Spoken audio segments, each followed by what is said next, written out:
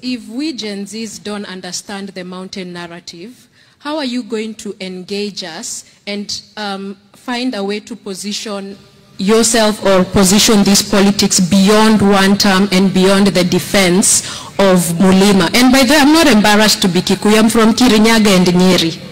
You know, you can't get Kikuyu than that. You know, I'm very Kikuyu, but we have, you know, but that's just the truth. How are you going to convince us? Because, you know, I'm trying to explain to you the way we see it, right?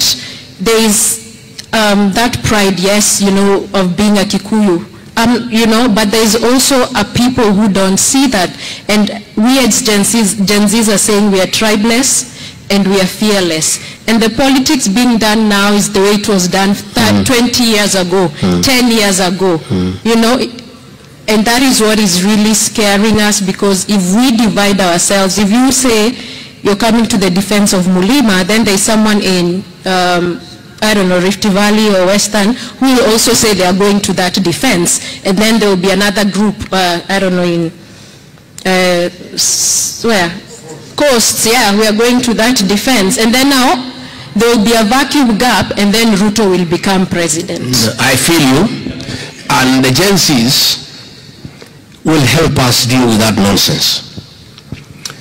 Because they are tribeless, and they are fearless,